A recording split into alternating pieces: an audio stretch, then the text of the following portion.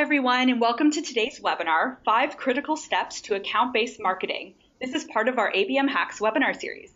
My name is Victoria, and I'm a Content Marketing Manager here at Uberflip. Today, I'm really excited to introduce our guest, Charm Bianchini, the Senior Director of Enterprise Marketing and Marketo's resident ABM expert. How are you today, Charm? I'm doing well. Thanks, Victoria. Awesome. Thanks so much for being here. We're happy to have you. Before we get started and get into Charm's great content, though, we have a few housekeeping items that we have to cover. So first, we will send the recording at the end of the week, so keep an eye on your inbox. Second, if you have any questions, please ask them in the chat box on the webinar screen. We'll be providing some answers at the end of the webinar. Also, don't forget to join in on Twitter. We'll be tweeting with the hashtag ABM Hacks. And last but not least, stick around for a quick Uberflip demo at the very end of the webinar to see how you can pair your content with a remarkable content experience. And without further ado, let's get started. I'll hand it over to our expert, Charm. Take it away, Charm. All right. Thank you, Victoria. So very happy to be here today. A little bit about me. I've been with Marketo now for 2 years. I am the Senior Director, as Victoria said, of marketing here. And I'm very passionate about marketing. In fact, I've been practicing ABM techniques and tactics for years now. And a fun fact is, if I wasn't a marketer, I'd be an undercover CIA agent. All right, so let's get hacking. Today, I'm going to cover what is account-based marketing. We're going to talk about the 5 critical steps to ABM. I'll walk you through some successful campaign examples. And then we'll talk a little bit about how to measure success. And along the way, I'm going to point out some ABM hacks that you can do at your company to be successful. All right, so first I want to talk about, there's really 2 approaches to demand gen, and both of them make sense. You need to figure out what works best for your company. So the first one is a broad reach marketing approach, and the other one is account-based marketing. And I've actually done both, and we actually do both right now at Marketo. But when I first came to Marketo a couple years ago, we were just building up the whole enterprise team. So I was creating the enterprise demand gen team, enterprise sales was being created, enterprise SDRs, enterprise professional services, and so on. And so what we wanted to do was create awareness in the market. We wanted to send out some of our assets. We wanted to utilize our enterprise messaging and really to build up our enterprise database. So I took a very broad reach marketing approach, and we just got names and interests from people across the United States. And that worked well for about a year. But then when our AEs and our SDRs had really been, those groups had been created, they came and told me, Charm, I love what you're doing in terms of marketing, but it's not helping the accounts that I'm going after. I'm only responsible for 40 accounts in California, or I'm only responsible for 15 financial services accounts in Chicago. And so at that point, I knew it was time to pivot. The broad reach marketing tactic wasn't going to work. And so what I did was I rolled out a field marketing model where our field marketing managers are tied to the accounts, and they're tied to the reps who own those accounts and roll up into the territory. And so we needed to penetrate the accounts that the reps cared about, and also to do that, we take a very account-based marketing approach. So for some of you who don't know what account-based marketing is, it's a strategic approach to sales and marketing. And I'll pause there for a second, because even though it's called account-based marketing, you cannot be successful if you just try to do it out of marketing alone. You must involve sales. And actually, there's many other departments that get involved with something like account-based marketing. And what it is you focus your efforts on a specific set of high-value accounts and go after those accounts with personalized messaging, campaigns, and outreach.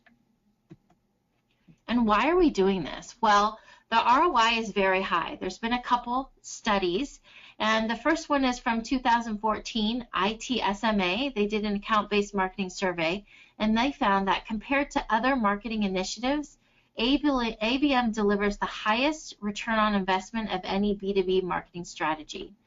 And then a more recent study by Altera Group, they found again 97% said that ABM had a somewhat higher or much higher ROI than other marketing initiatives.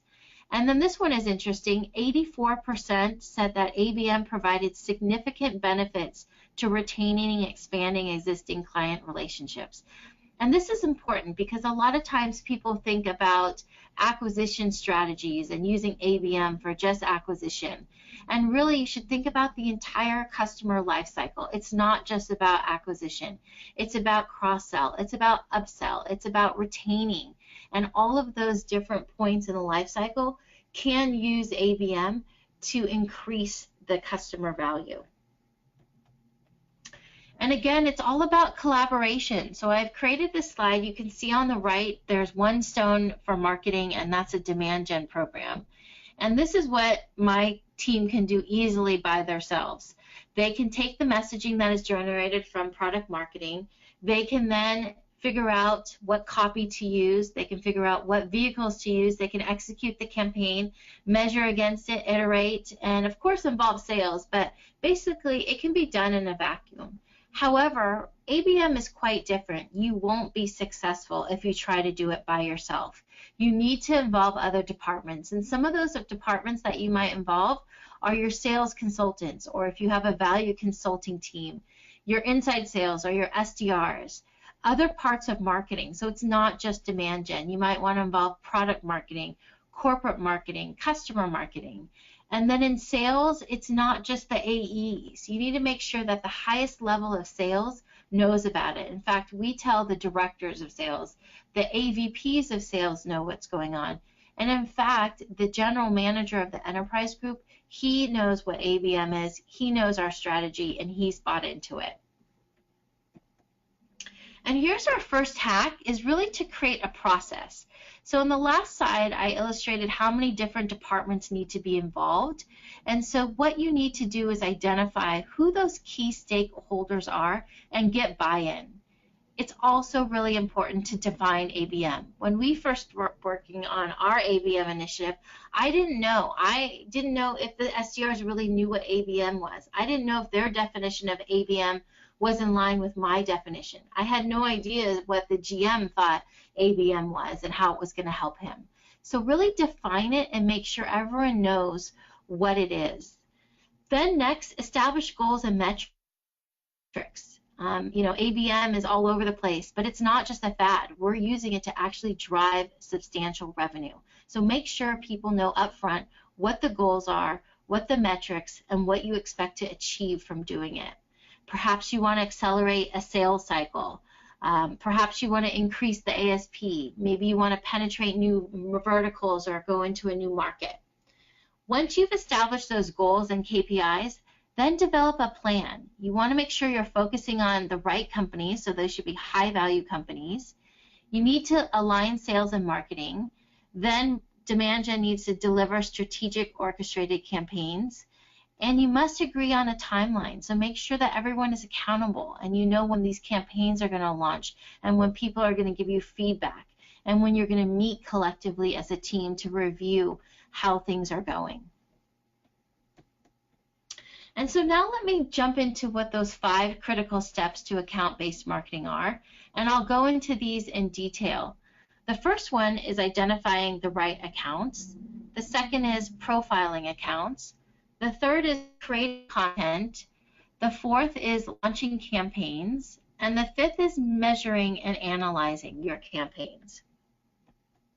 So step 1 is really identifying high-value accounts. Let's talk about what that means. So here are some different kinds of accounts that you should consider when you're trying to select the right ones. Before I even dive into these 4 different buckets, I want to stress here how important it is to collaborate with sales.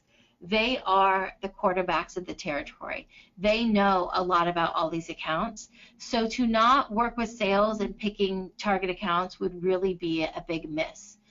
So we work with them, and then we try to organize our accounts by different buckets. Do we want high yield accounts? Do we want accounts that are going to produce a lot of revenue? Probably, right? That makes sense. Other one is product fit. Maybe you need to do a little bit more evaluation and research to understand which companies are going to be a good product fit. but you're going to probably spend a lot of money to acquire these companies. And so the last thing you want to do is acquire them and then after a year have the churn. Another group of companies you might want to go after are customers of competitors. Maybe you found out that a competitor is sunsetting their product, or that a competitor has bad support and services, so a lot of companies are unhappy with that, or a company is no longer innovating. So those are some customers that you might want to go after. And then strategic importance is the last group. Is there a certain reference customer that you need to have so you can use to sell other accounts? Or is it a new market or new vertical that you need to penetrate and you need some accounts within them? This brings me to my second hack, which is really utilize technology. So I don't expect all of you guys to go through tens of thousands of accounts in Salesforce and figure out which ones are good all by eyeballing them and relying on your own information. I encourage you to utilize technology wherever possible. The marketing technology stack these days is expanding. In fact, the last I saw was there's over 3,500 companies out there that create marketing technology, and a lot of them specialize in ABM solutions. So when you can, utilize these technologies. It will help you be more efficient, more effective, and allow you to really scale your ABM initiative.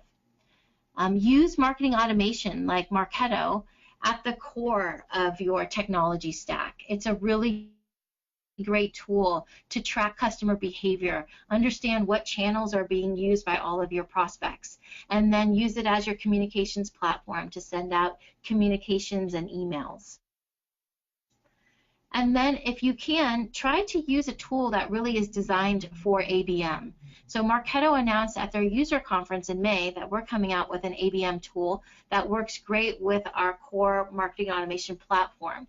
And so I encourage you guys to look at it. It's coming out in late fall, and might be a really good way for you guys to jumpstart your ABM initiative. So back to identifying accounts. This is a screenshot of different technologies that you can leverage to help you with identification. So over on the left, we have account data. These are tools like LinkedIn, Inside View, Hoover's, Dun & Bradstreet, ReachForce. They can be used for appending data. They can be used for understanding different industries. They can be used for determining the parent-child relationships of accounts, especially in enterprise. Account scoring, this is a lot of the predictive technology that is out there. We at Marketo use LeadSpace, and it's been great, but there's also other vendors like Sales Predict, Lattice, Everstring, etc. And then, of course, there's niche solutions, competitive data like Built With, Datanyze, Ghostery, etc.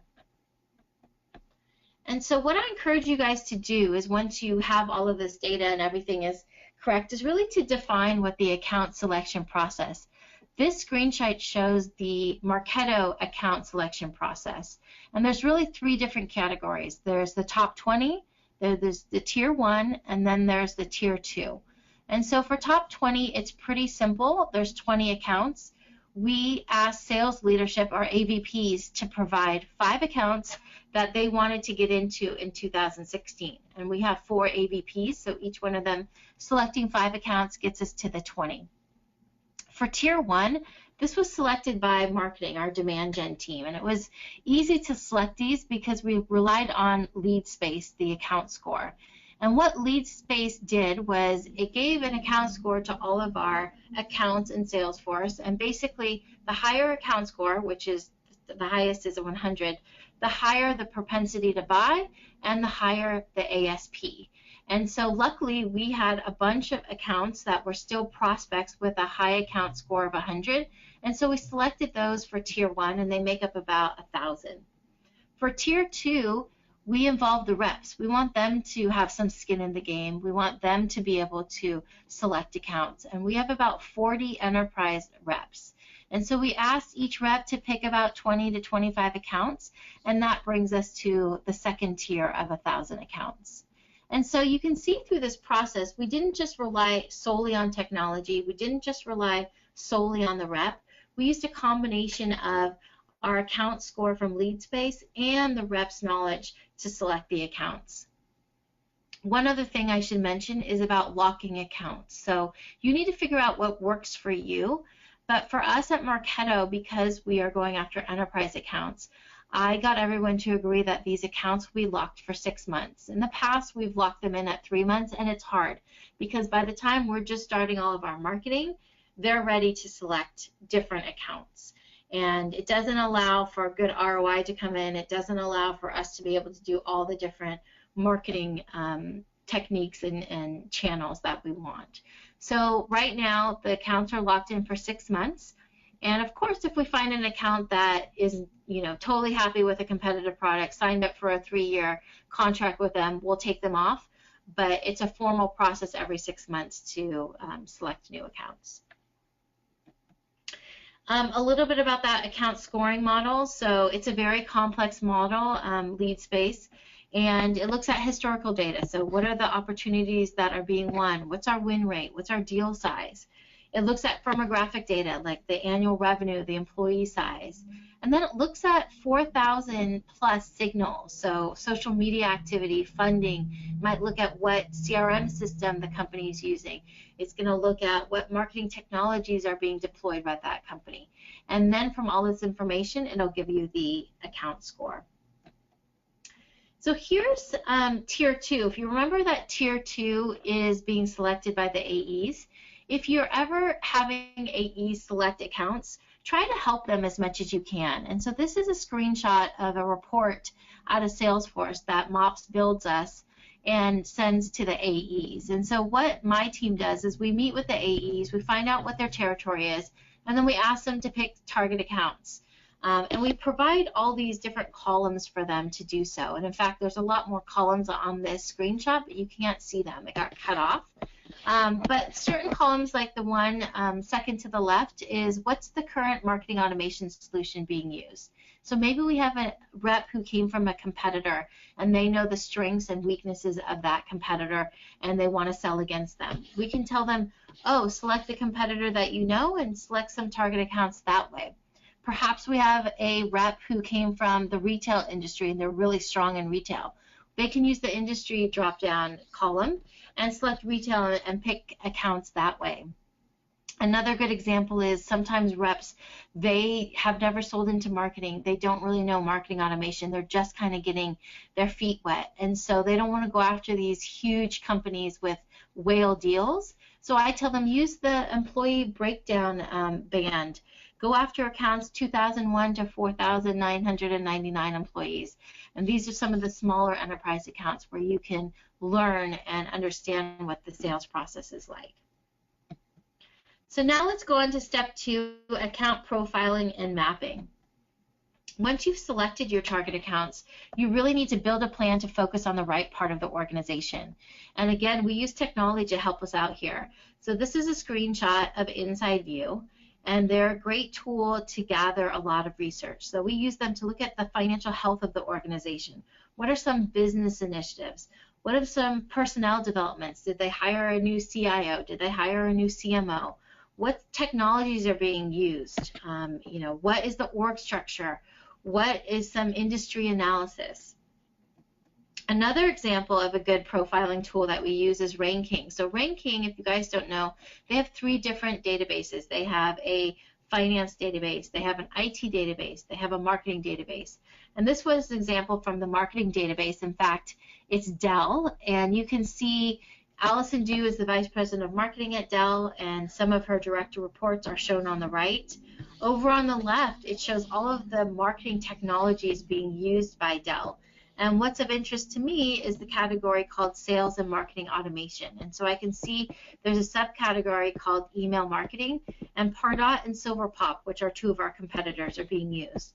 And so I might give this information to our SDRs or to AEs, and when they're talking to this account, they can then probe into, are you happy with your email marketing solution? Is it good enough? And try to see if there's interest for a full-blown marketing automation solution. Step 3 is to create compelling content. So now that you know a lot about these accounts, how do you target them? Who are you targeting? And so this is where we work closely with product marketing and segment marketing. We need to understand who's the decision maker. Is it someone that's a VP? Is it someone that's in IT? Is it someone that is C-level? And then we need to know, what are the influencers? Are they all, are they end users? Are they directors? Again, are they in sales or are they in IT? And so we leverage the persona work that product marketing does to understand what keeps these people up at night. Where do they go for information? Are they going to trade shows? Are they talking to their peers? How do they engage with us? Would they come to an executive event of ours? Would they consume digital display ads? Would they respond to a direct mail? Should we pull them into emails? You know, will they answer a phone call? And so all of these personas help us understand how to target these specific decision makers and influencers within these accounts. Next is really mapping the journey. So this is an example for higher education. Higher education is a vertical that we go after. In fact, we have a rep who is dedicated to higher education at Marketo. And this is the buyer's journey. So you can see awareness, interest, evaluation, commitment. Those are different stages in the buyer's journey. And what we've done is we've mapped content along the way. So for the awareness stage, we're going to give them a Frost & Sullivan paper. It's like an analyst paper that is very much thought leadership, and we would send that to them about higher ed. Once they start showing some interest, then we would send them an ebook, and this ebook will drop down more into marketing automation and describe how the different departments within higher ed can really improve using a solution like Marketo. Once they start evaluating us, we might send them a demo or a case study of other companies that are using us. And then for commitment, once they've made that commitment to become a Marketo customer, we'll send them information on our community. We'll tell them how to get involved with the Marketing Nation, and we'll try to enroll them in our advocacy program. Step 4 is developing targeted and personalized campaigns, and this is the fun step, being a marketer. And so what I can't stress enough is to really take a multi-channel approach. It's the only way to get your voice heard. You really need to use as many channels as possible, and you can see with the little diagram on the right, these are all of the channels we use. In fact, there's probably more that are missing, but these are some of the main ones. And what I encourage you to do is take a real systematic approach and coordinate your story with laser targeting. And what I mean by that is, for example, if you have an asset and you send it via email and drive people to a landing page, and a lot of those people don't respond, then take those people who don't respond and retarget them. Go after them through Facebook and come up with a series of assets to send them over the next few weeks with retargeting campaigns. If they still don't respond, maybe pull them into a nurture path. Then maybe have a very light kind of phone call be made to them from your SDRs. So you need to be thinking about how to coordinate your story, how to use all the various channels, and really how to tell your message in a very systematic way.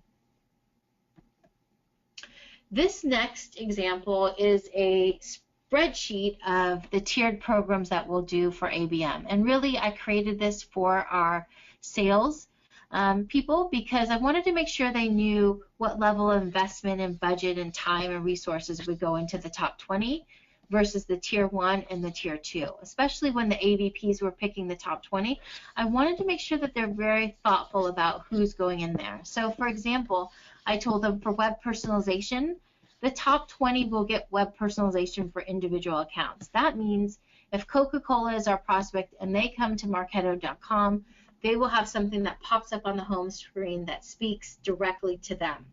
However, that's a lot of work to do this for 20 accounts, and we can't do it for additional accounts. And so what we did was we want to still use web personalization because it's an easy tool for ABM. However, we'll do web personalization based on certain attributes. So, for example, segments or industries or tools or technologies that these companies are using. We'll group them together and personalize that way. And so tier 1 and tier 2 will get this specific account attribute personalization. Another example is direct mail. So a low value direct mail piece to us is like a white paper or a survey or a small little package. And we might send that to the top 20, tier 1, tier 2. But for high value direct mail, where we're spending thousands of dollars and we are coming up with a very creative campaign to try to secure an appointment with the C-level person, we're only going to do that for the top 20 because that's going to take a lot of time and effort. So that last spreadsheet was for sales. This one I created for you guys as marketers and wanted you to think about what approach you're going to use all the way down the funnel, starting at the top of funnel, mid funnel, and bottom funnel. And so these are some of the campaigns that you can be running at various stages. So for top of funnel, you might want to opt people into your database. You might want to use social. You might want to go to trade shows and acquire these people. When people are engaged and at the mid funnel, you might want to do retargeting, or you might want to do appointment setting campaigns or send them specific emails. And at bottom funnel, you can do on-sites, or you can use field events or really specific exec outreach. All right, so now what I want to do is just kind of walk you through some campaign examples. And these are all specific ABM examples that Marketo has run. This first one is our web personalization tool. So if you guys know Marketo, we put out a lot of definitive guides. In fact, there's one definitive guide a quarter. And the definitive guide to web personalization came out last quarter. And what we did was we personalized the landing page. So you can see on the left, if our web personalization tool was not able to figure out from an IP if it was an enterprise or a small business, they would get this default page. However, if they figured out that it was an enterprise or small business, they got personalized pages. So this one is for enterprise. You can see the changes are very subtle. We've just woven in some enterprise messaging on the left, and then we've changed some of the bullets. In addition, we added some logos of customers using us for web personalization that are in the enterprise. And what we saw was a nice lift. I only have 1 month of data showing here, but 27% of the people that came to the default page, they actually converted and registered. However, 40% of the people that came to the enterprise page, they registered, and we saw a nice lift, and it's something that we continue to do and see throughout all of our programs. This next program is content syndication, so a lot of us probably use content syndication to build the top of the funnel. And what I encourage you to do is reach out to all your vendors and see if they'll do specific programs for your account. So what we did last year was we ran 6 programs, all of them having to do with just penetrating our target accounts, and we spent about $125,000 on it. And you can see that First Touch Pipeline, so this was pipeline created by this program, was $1.3 million. And at Marketo, anything where we get a 5x, so that means if we spend $5, we want to get $25 in pipeline, is good, and we should continue to do it. And in this case, we actually got a 10x return. And so we continue to run these programs to build the top of the database. Another example is direct mail. Again, I mentioned we have a higher ed rep, and what he wanted to do was he wanted to not target marketing, which we usually do, but actually go after CIOs, so a little different for us. And he selected 33 unique accounts, and we built a database for him that consisted of CIOs and VPs of IT. And we had about 76% successfully delivered, and it was a low-value direct mail, so it was just a white paper as well as a letter. And more importantly, which is exciting, is he was able to get 4 meetings, and out of those 4 meetings, 3 enterprise higher ed ops were created. Another example is target account emails. So not everything has to be a marketing program. This is a target account email that we build for our reps. So we work with our sales reps. This one is Ben Defoe, and he told us the target account that he's trying to penetrate. He gave us information about those accounts' unique challenges and objectives, and so they were trying to advance its marketing and scale its subscription program. We then wove in how Marketo could help, And then we also found a customer case study, someone that's doing something similar, and we added that in. And we gave it to him, and we told him to send it out to accounts that weren't opted in to receiving emails from us. And so what he got was a 30% open rate, which was really good, but more importantly a meeting was set with the VP of the group. And in fact, that VP of the group ended up bringing in a lot of his direct reports into the meeting, and hopefully we'll see this turning into pipeline soon. And last example is not ABM specific. So I wanted to mention this because a lot of us, even at Marketo, we still run some of these broader programs or more regional programs. And this is how you can use ABM tactics for getting the right accounts there in some of these broader campaigns. And so this one is a luncheon that goes around the United States.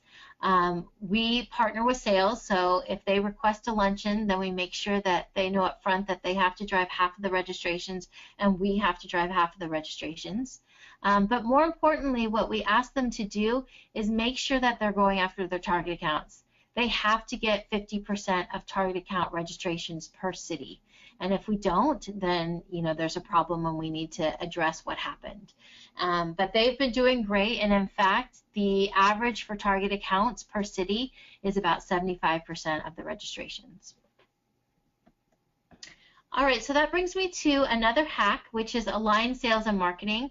I've walked through examples where you've seen that there's so many of the campaigns we run, we partner with sales, or we rely on sales for follow-up, or we rely on sales to drive attendance. So what you need to really do is develop a plan for both sales and marketing to execute. It's not just one group or the other. And you need to work closely with sales for coordinated outreach. Create SLAs. Make sure that they know when you expect them to follow up on leads, and really train reps on how to use tools and programs. We do this, and it's important to continue the training. There's a lot of tools or a lot of programs that marketing can roll out, but if sales don't use them and don't know how to use them, then that's not a good thing. And so these next examples are some of the ways that we've enabled sales to really go after some of these target accounts. The first one is a web activity report, and this is built on our Marketo web personalization tool. And basically what we've done is for our accounts that are owned by reps, we've created a customized automated weekly report. This one shows the higher ed rep, the accounts he's going after, and it's showing for 1 week, so the previous week, how many of these accounts came to Marketo.com? What are the number of unique visits? How many pages did they visit? And it also gives you some other metrics. But important to note is the total number of visits. So I can see for Indiana University, there's 6 visitors last week, and Emory University, there's 3. That's not a lot. However, once I start understanding what the trends are, what happens if next week I see that 66 people were visiting from Indiana University? That will be something worth following up with the rep on. And so we need to understand, is it because Indiana University is in a sales cycle with the rep?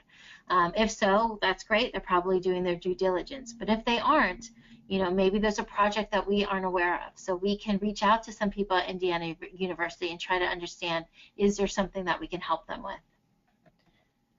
Another way to ensure sales enablement is by helping them prioritize their follow-up. So this is a screenshot of MQL follow-up. We create different views for them in Salesforce, and we've asked them to pull in this target account tier.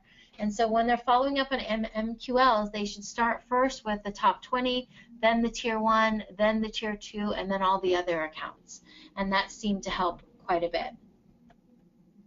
All right, so last step is step 5, which is measure and analyze. And so what we've done in conjunction with our marketing operations team is created an ABM dashboard. And what it shows at a very summary view is the different groups that we're going after. So group 1 is top 20, group 2 is tier 1, and group 3 is the tier 2. And it gives us an aggregate engagement score. And this is a formula that we've come up with. And basically takes into consideration all of the columns on the right. So we want to know how many new names are identified, how many new names have been engaged. That means, did they register for something? How many of them are director level? How many new meetings did SDRs and AEs generate? How many new meetings are directors and above? How many opportunities were created? What's the pipeline created? What's the bookings generated? And so we take all of those, and of course the formula has different weightings because a meeting generated with a director and above is going to be more valuable than someone responding to a white paper. So we've taken all that into consideration and created this formula, which then gives us an engagement score. And so we can look to see at a high level, how are these different groups performing? The account list view underneath that gives us an understanding of the top 20. So you can see companies 1 through 10 are displayed here, but we go all the way through 20. And so this gives us at a company view, what's the engagement score and what are the new names, number of meetings, opportunities created. This other view is a dashboard for a single account, so the top 20.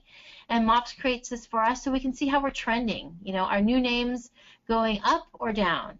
Are new leads being engaged, increasing or decreasing? Is the four-quarter pipeline growing or not growing? And so we can see these for each account and work with AEs and the rest of the team to make changes if necessary. Lastly, we've also created a Salesforce dashboard because we want to compare the opportunities by stage, the ASP, the industries, etc. And so you can see this dashboard has a lot of different reports on it. In fact, there's many more that were cut off. But what we've been able to see so far, which is exciting, is there's been a 32% increase in our average selling price. And 25% of the pipeline is made up from target accounts, which is interesting because only 5% of the entire universe are target accounts, and so that 5% is making up 25% of the pipeline. And so I'll close with some takeaways. One is really think about defining a process and identifying a cross-functional team. Like I stressed before, you cannot do this alone. It is not a just marketing effort. It needs to be a cross-functional team. Leverage technology. Use something for marketing automation. Use something for ABM when possible. Align sales and marketing. Make sure that they know what the expectations are, what they need to do at different points in the campaign. Create a coordinated plan. Think multi-channel. Be very personal whenever you can. Market to those personas that you've identified, and measure and improve. And with that, I will close and hand it over to Victoria. All right, Charm, thank you so much. That was a lot of great information. I know I definitely learned a lot. A couple of questions for you if you're ready for them. Absolutely. Cool. So how do you know if ABM is right for your company? You know, you need to really understand the different approaches that you can take, and it may not be the right approach, right? You need to see if you're really trying to target specific accounts or are you trying to just generate interest at the top of the funnel. So by understanding what your main objective and goals are, then you can figure out if ABM strategy is right for you. All right, yep, that's a great answer. Makes a lot of sense. Another question. What are some common mistakes that organizations make when getting started with ABM? Some common mistakes that I've seen are they try to take on too much. And so if you focus solely on the top 20, that's a full-time job, right? And if you are trying to do ABM and deep dive into certain accounts, when you have maybe webinars to run or events to run, it can become very overwhelming very fast. And so what I would recommend is just understanding what works for you. Maybe it's top 20 accounts. Maybe it's just folding companies into specific campaigns that you're already running. You really need to find the right resources and the time and what will work for you. Cool. Yeah, that's a great answer. And last question for you. What are some tips for evaluating and choosing tools for ABM? Yeah, there's so many different technologies out there. I think the best thing to do is find what will work for you, get demos, get references, look to see what integrates well into your marketing stack. Hopefully you're using marketing automation as the core to that engagement marketing platform, and you can use tools that can add on to what you're already doing. All right, awesome. Charm, thank you so much for dropping some serious knowledge on us today. I know I definitely learned a lot, so thank you so much for that. You're welcome. It was fun. Thanks. Awesome. And thank you so much to everyone who listened. Don't miss any of our upcoming webinars and don't miss the rest of the ABM Hacks series. Head to hub.uberflip.com to sign up for our upcoming sessions. I'll now be giving a quick demo of Uberflip for those who'd like to stick around and learn a little more.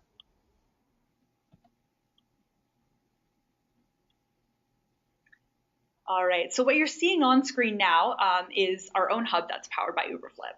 So Uberflip is a content experience management platform that allows organizations to create, manage, and optimize content experiences for the entire buyer journey. So as you can see, what Uberflip allows you to do is aggregate all of your content that's living on different channels. So blog posts, static PDFs as flipbooks, videos, even social posts. And what you can then do is organize it however you need to meet your marketing goals. So for instance, we have our content organized by type, by topic, by the marketing automation tools we integrate with. And what organizing your content strategically allows you to do is not only increase your content's discoverability, but also provide a highly relevant content experience for your end user. We also, of course, have lead gen components built in because what's the point of content if you're not generating leads? So what you're seeing here is what we call an overlay CTA.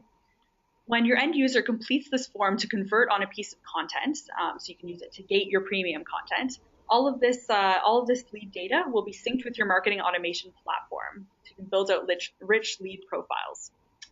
We also, of course, have a back end that includes some great metrics, and it's where you can actually set up all your CTAs and manage all of your content. Not a lot showing up here simply because this is a demo hub, so there's not a whole lot in it, but my favorite thing about the back end is that it includes our content score, which is a proprietary Uberflip metric that provides a great at-a-glance view at how your content is performing. So that is a very, very high-level overview of what Uberflip can do for you and your content. If you want to learn more, head to uberflip.com and request a demo. Thank you so much to everyone for listening today, and don't miss the rest of our series. Thank you.